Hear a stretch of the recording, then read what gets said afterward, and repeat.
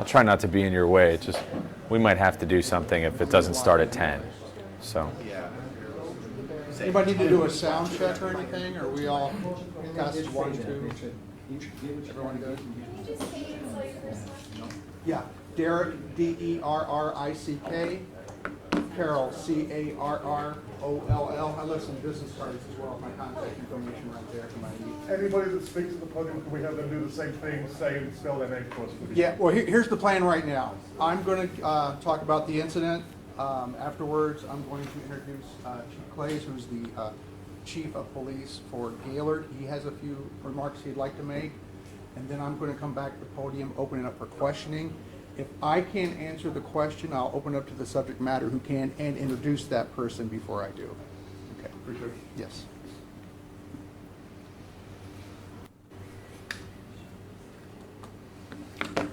Just let me know when everybody's ready. Ready? You got about 1 minute. 1 minute? Okay. Get a commercial break or something? Yeah. Okay, it starts in 1 minute.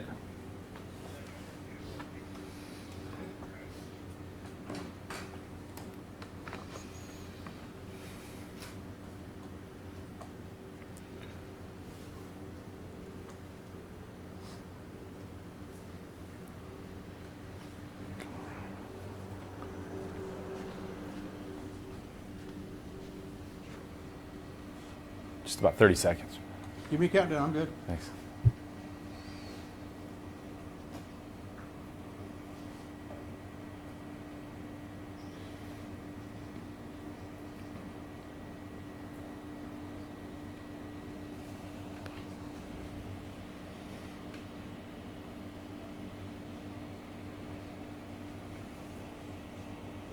Fifteen seconds.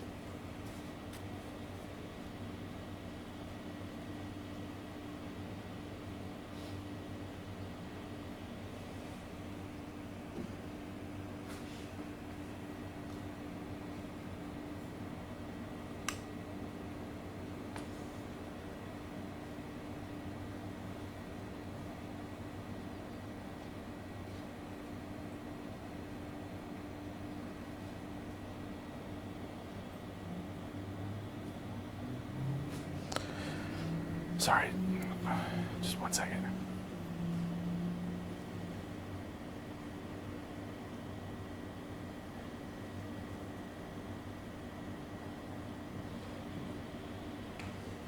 Go ahead. Good morning, everyone, and thank you for coming. I'm Lieutenant Derek Terrell. I'm the Public Information Officer for the Michigan State Police 7th District. Yesterday afternoon, we were faced with a natural disaster that continues to affect the Gaylord region. Our thoughts and prayers are with everyone, especially the families of the injured and deceased, as we continue to work together to get through this as a community. Yesterday afternoon, approximately 3:24 p.m., the National Weather Service office in Gaylord issued a severe thunderstorm warning in Otsego County. At 3:38 p.m., it was upgraded to a tornado warning. At 3:48 p.m., the National Weather Service confirmed a tornado touchdown in Otsego County, and the National Weather Service is tied into the Code Red system, and this was simultaneously sent to cell phones in the area. The tornado initially touched down west of Gaylord in Nottingham Mobile Home Park, located on M32, just west of Meecher Road. The tornado continued along M32 through the business area, causing extensive damage to businesses, vehicles, and homes along the way. Power lines and trees were blocking major roadways and neighborhood streets. Power was lost throughout most of the city and surrounding area. There were numerous reports of gas leaks and 911 calls for injuries, and began flooding the dispatch center. A unified command center was set up at Kirtland Community College. Surrounding agencies and emergency service personnel from all over the region responded to assist. We continue to receive support from the surrounding region and appreciate all the help at this extremely difficult time. Governor Whitmer, she arrived last night to assess the damage and sign a declaration of state of emergency. This will aid our efforts and help the community recover from this time of tragedy. As of right now, we have 44 reported injuries as a result of the tornado. And unfortunately, we found another deceased person early this morning, shortly after 1 a.m. in the Nottingham Mobile Home Park. This brings our current death toll to 2. Both victims are in their 70s, and we are still working on notifications to family for one of the victims. A hotline has been established for family members seeking missing family members. The number is 989-705-3780. I want to stress this is for missing persons only. This is not for inquiries or complaints or other things you need. If you have an emergency, please call 911. But if you're still experiencing power outage or something, do not call this number. We have completed a preliminary search of all homes and businesses and are now conducting a secondary sweep of the area. We are also in the beginning stages of stabilizing and recovery. E-Free Church, located east of Gaylord on M32, was established as a shelter, and the Red Cross has been on scene helping victims. Currently, there are 11 people still at the shelter. Primary roads are open, however, I-75 exit 282 on Main Street and M32 remain closed. I-75 will be reduced to one lane north and southbound in the Gaylord area as crews continue their cleanup along the freeway. There are several secondary streets that remain closed due to power lines and debris, so please continue to obey all signage and barricades for your own personal safety. Consumers Energy reports approximately 6,500 homes are without power and 87 are without power in the surrounding area. This represents about 34% of power outage throughout the region. Water and sewer services have not been disrupted. Verizon has set up mobile towers to help with the increase in cell phone usage. There will be no disruption in 911 service for Verizon customers. However, they may still experience disruptions in their regular phone service. We understand this has affected everyone, and we ask for your continued support during this time as our continued effort as first responders. We will work tirelessly to bring our community back and restore vital services. In the meantime, please refrain from unnecessary calls, which will help free up the cell phone towers. Call 911 if you have an emergency, but do not call 911 for general questions or updates. Report any down power lines or smell of gas, and keep everyone in your prayers, especially the victims of this storm. And at this time, I'd like to introduce the Chief of Police for the City of Gaylord, Chief Place. Thank you. Just briefly, the City of Gaylord wants to thank the first responders who bravely attempted to render aid to the citizens of the community. I watched as officers and paramedics and firemen stepped over arcing lines, went into partially collapsed buildings with gas leaks, and truly inspiring behavior out of them to serve our citizens. Also, we'd like to thank the Northern Michigan communities that sent resources here. It's again humbling to be a part of a family that steps up when one of us has a problem like that. So on behalf of the City of Gaylord, thank you very much. Can you spell your name, please? Yes, it's C-L-A-E-Y-S. First name? Frank. Thank you. Do we have any questions?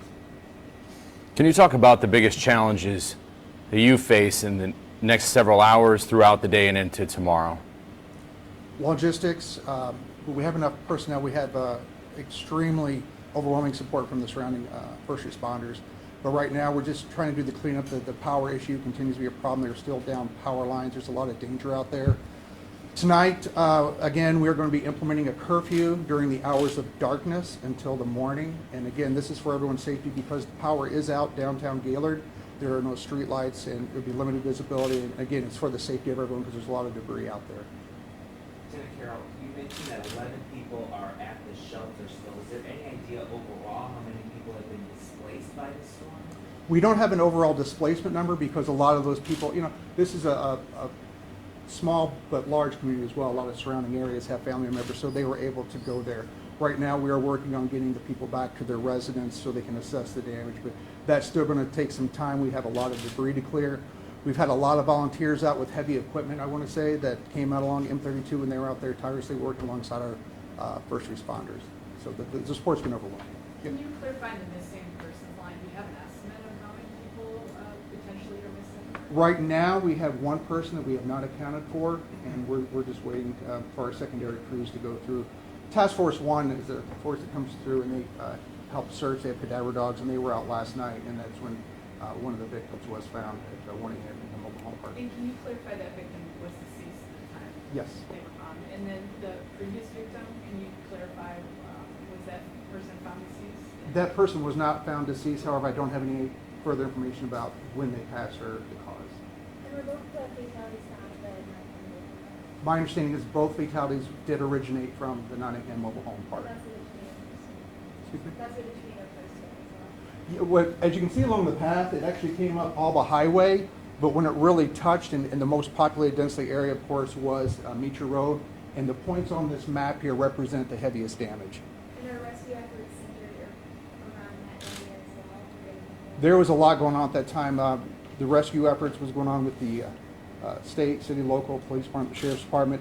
In the city itself, I know the city of Gaylord Police Department, they were going door to door to the most heavily damaged homes to make sure the people in there were okay because cell phone coverage was so spotty. And then it was a matter of coordinating our search efforts and expanding out from that region to make sure we had all the places covered. Again, we're in the secondary stage of that now. We want to make sure we have everybody accounted for. Was that door that they were searched, was the orange X mark, to a safety marker to let people know that, okay. What happened with the Hobby Lobby on 132? I heard the roof was torn. Yeah, the building in there, Hobby Lobby, was extensively damaged. There was a lot of businesses. There were cars overturned in the parking lot there at the Hobby How Lobby. many injuries were from that area there? We don't have an exact number of which area was which injuries. What we were tracking was 911 calls and then runs to the hospitals and people who were reporting injuries and going to the hospital. So there could be more injuries that they didn't, it's self-reporting. Maybe it wasn't bad enough they felt they need medical attention. At last check, it sounded like the hospital was at full capacity. That's what we were told last night. Where do things stand at the hospital right now? What we have done is when the hospitals were filling up to capacity here at Otsego Memorial Hospital, they were transferred to Grayling Hospital. We also took patients to McLaren in Petoskey and also Munson Medical Center in Traverse City. So the surrounding area hospitals in these times of emergencies, they always step up and they help each other out. And we transport patients where we had beds available. What about some of the folks who have experienced damage? I understand that there are some churches who have set up as a bit of a shelter for them. Hotels in the area are opening up. What do you know about those efforts? We do have some areas. We haven't put out anything definitively yet. We're still trying to get the Red Cross and situated there and those people and account for everyone. Has the National Guard come in at all? No, we haven't. With the governor implementing a state of emergency, can you talk about some of the state resources that are going to be coming here as a result? Somebody was here from EMD.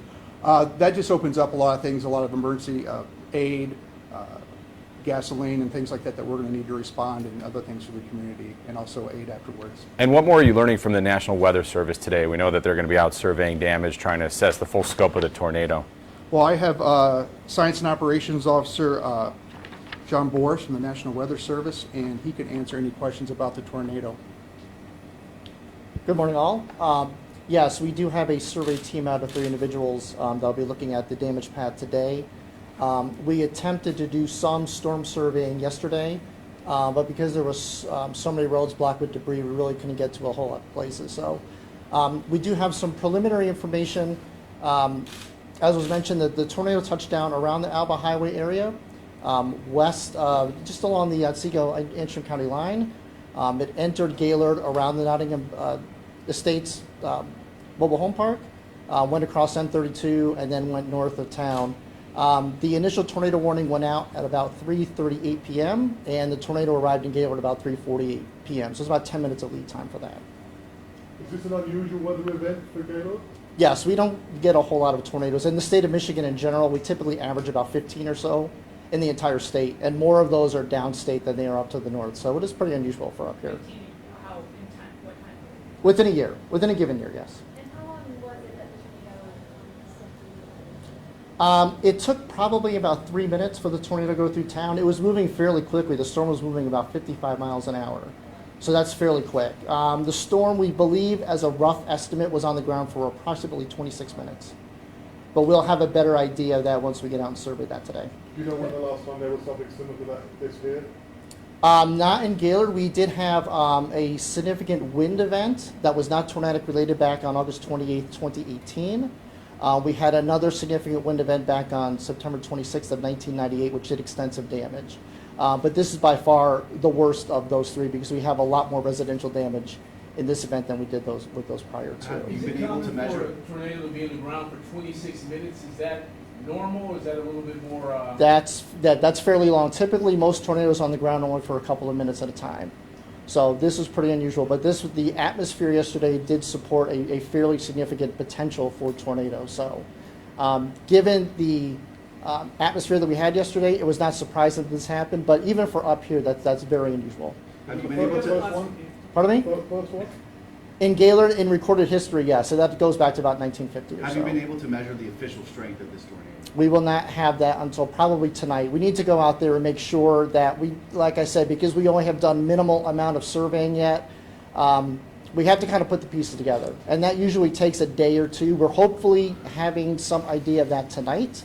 But we need to evaluate the structures that were damaged, and there's some parameters that we have to look at in terms of construction and things like that to try to get a better estimate what the damage might have been. Do you have any word of caution for someone who may want to return to their property to retrieve some items or some of their personal effects, but it wouldn't be safe for them to do that? I will let someone else speak to that. Could you just give us your name and Oh, my name is John Boris, B as in boy, O-R-I-S. J-O-H-N? Yes, that's From correct. the National Weather Service? That's correct. Thank you, sir. Yeah, right now we're working on a plan to get the people back to their residence so they can check on that. Of course, that's dependent on opening the roadway and making sure it's safe for them. And also, we'll be sending first responders with them to make sure they are okay. So we're still working on that plan. We're not going to announce anything at this time, but hopefully by this early afternoon, we'll start that I've process. seen some chatter on Facebook that there's not tornado sirens in Gaylord, because this is just something you don't typically see here. Is that true? Did you speak to that? Did someone speak to that? There are no tornado sirens in Gaylord. That's a good question. What we have is Code Red. And Code Red is tied into the National Weather Service. So when they issue a warning, it goes out to all cellular devices in the air. So everybody's getting an alert. When the tornado touched down, another alert went out. There's a tornado on the ground. So that is about the most effective way we can do it now at the area of Gaylord. So no, there's no, but Code Red does work. Can you clarify, sorry, how many alerts went out on that code red? Whoever had a cell phone in this area at that time, I'm sorry, how many times? So just one alert or, for each time they put something out, goes out. When the tornado touches down the path, that goes out. There wouldn't be a warnings in coming this up. instance, how many alerts went out? I'm not sure the exact number of phone alerts. I do know, speaking with people in the residents and people, even our first responders in the area, they were in the area, they were getting the code reds on their phones as well. Any idea when you're going to get the power back on to the downtown? No, that could be a while. Right now, they have approximately 100 crews down here, and they're working out their tires this year. We're working on a plan over the course of the day. Is there a timeline moving forward for when things are getting done as we move through this? We don't have an exact timeline. It's still too early. Like right now, we're just finishing the secondary search phase to finish that up to make sure we have everyone accounted for. After that, then it's the recovery and stabilization. So that's where we're in the infant phases of that, if you will. Now, the incident command will be open all weekend, 24 hours a day. We have this staffed by various first responders, and all the first responders out there on the ground there have the boots to the ground. They're doing all hard work. You Of the mentioned 44 volunteers. users, do you have a sense of the conditions that are at critical or? A lot of times that is protected information, the private, so we don't have all that. We can confirm that they went to the hospital with injuries, but we can't confirm each one's status. The other one that was anything from a adult or I don't have that information. I apologize. Go ahead, Xavier. You had mentioned volunteers earlier. Is there a coordinated volunteer effort? People here in Northern Michigan tend to stick together. So many people have saw this, they want to come, they want to help. Obviously, that does get in the way of some of the work you want to do. For people that, are seeing this on social media, they're seeing this on the news, and they want to help, is there someone they can contact, somewhere they can go? What are you guys kind of saying right now when it comes to just civilians coming to volunteer? We have been directing a lot of people to the Red Cross for items that are necessary for help with the people who are displaced. As far as other resources, we've had several people come to us, and they're volunteering, and they're coming directly to the EOC. And these are like professional organizations. We don't want to put the public in danger. I know there's a lot of goodwill out there. A lot of people want to help out, but we also have to look out for everyone's safety. We want to keep track of everyone that's out there. And for our benefit and for the safety of the public, we want to control that so we know who's where, so we don't have any more missing person or other injury from people operating, chainsaws or trying to move debris on their own. So are you telling people to stay home at this time? At this point, stay home. and again, shelter in place tonight once it gets dark, because again, the area is not safe. We're in the process of stabilizing it, so there's still a lot of hazards out there. Was there any significant damage to nursing homes or assisted living facilities? I don't have any reports of displaced nursing home or assisted livings at this time. Not that I'm aware of. You mentioned about 100 crews on the ground. Do we have a number of how many officers, how many teams have been working on this over the past day? Oh, gosh, no, I do not. It's been from, I'm reluctant to name agencies because I'll miss somebody, but I will say it's counties away. We've had sheriff's departments, local agencies, state police officers from all over the northern Michigan, Gaylord PD, and the fire departments from all over, ambulance services. I mean, there's just too many to mention. But is that 100 crews on the ground that I think was just mentioned, is that like an accurate number for what we're working with right now? That was consumers. Consumers crew. Consumers. That was coming from that company, yeah. Can you describe the scene, or can some of them describe the scene in the mobile home park? We can't get back there, we're not gonna go back there. Well, can someone who's been back there describe for the viewers what's back there? I was not able to get even back there when I came in. I was one of the first ones coming through that area. And, Chief Martin probably has. He was Okay. assigned that area. Describe the scene back there, please. Fire Chief Chris Martin, Otsego County Fire Department. There is, out of the mobile home park, there is probably 95% destruction in there. There have been trailers picked up and turned over on top of each other, and just a very large debris field from the trailers. Crews are in there right now doing a secondary search with heavy equipment, and that'll continue throughout the day. When we were on scene yesterday in that area, they were talking about possible gas leaks. Can you confirm if there were gas leaks going on in that area? Yeah, there was multiple gas leaks within the park and the other buildings that were affected by the storm. DTE did a very nice job coming in and isolating and turning gas off, if not gas mains off, to certain areas for us, and we worked in conjunction with them throughout the night. Are you able to say that's where the majority of the injuries came from, the people in that area? I cannot confirm that. You said at least one death came from the mobile home park, or two, both came, okay. This might be a question for you, but, you mentioned those were the No, I do not. Is that missing person type of the home park too? Not that I'm aware of. I've got a question for the chief of police. I mean, just watching this happen in your community, now being able to see the damage, while the wound is still fresh, waking up the next day, what kind of emotions are running through your mind? And also, how is the community responding? Because I've heard so many people talking about the resiliency of this community already coming together in such a short amount of time.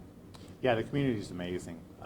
From the second the rain stopped falling, the community was out looking to help out and pitch in. It's devastating. You basically took about a 3-block stretch of the city from west to east and just devastated it. I know one gentleman, his father built the home that he's living in, and his house is, I'm sure, destroyed. So, you've seen people that it's more than just a house. It's more than just, where they're going to live for a couple of years. They've lost their homes yesterday. So, it's rough. We are a small community. I was watching our officers and our first responders, and I was actively involved in it. We were searching for places that we knew the occupants. We were calling them out by name, trying to see if they were still in their damaged homes. And when you see that, it's not. It's a lot more personal when our officers know the people that live in those homes and are trying to check on them. And in addition to all the people who have been injured and the couple of lives that have been lost, any word on, I know a couple of people I've spoken with say that their animals are missing, cats and dogs. Do you have any information on animals that have been displaced? I know that there have been some animals that haven't fared very well. I don't have any more detail other than that. You can look through and see whole paths of homes are devastated, so I'm sure there's going to be some animals in those. So, Are any officers part of that 44 injuries going on? Are there any staff? not that I'm aware of, no. Not of mine, for sure.